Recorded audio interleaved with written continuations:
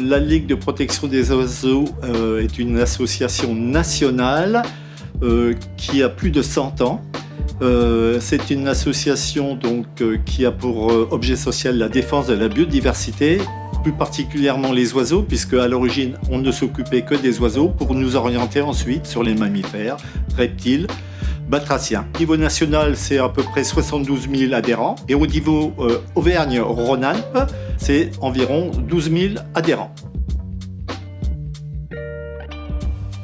Alors, s'agissant de la position de l'ALPO sur ce projet de centrale nucléaire, nous ne sommes pas dans une position de pour ou contre ce projet. Tout simplement, nous adhérons donc à notre objet statutaire qui est la défense de la biodiversité. Quand je dis défense de la biodiversité, c'est-à-dire tout le monde du vivant, mais surtout, derrière le monde du vivant, c'est la défense des espaces naturels. Et dans le cadre de ce projet, nous avons à cœur de savoir, de sensibiliser les intervenants sur les conséquences dommageables ou pas sur la biodiversité et notamment sur le Rhône qui coule à proximité. Il y a un certain nombre d'éléments qui nous chagrinent. On nous parle donc de refroidir les centrales nucléaires, les réacteurs des centrales nucléaires avec de l'eau, bien évidemment qui proviendrait du Rhône.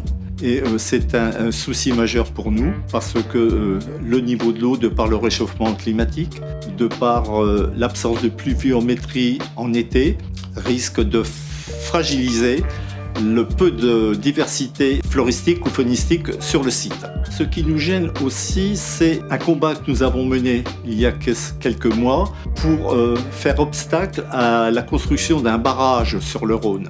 Parce qu'à cet endroit, le Rhône est encore pour partie un fleuve sauvage. Et nous avons peur, de par la construction de ces réacteurs, que l'on nous ressorte ce projet de barrage sur le Rhône pour alimenter la centrale nucléaire. Pour en terminer, un point, on va dire, international, à savoir quelles sont les relations que la France va nouer avec la Suisse pour assurer une gestion de l'eau au travers du Rhône et de son principal lac, le lac Léman. Nos attentes vis-à-vis de ce débat public me vient immédiatement à l'esprit puisque nous parlons de biodiversité, de protection, de préservation de cette biodiversité. Il nous apparaît important de constater l'état de la biodiversité avant les travaux.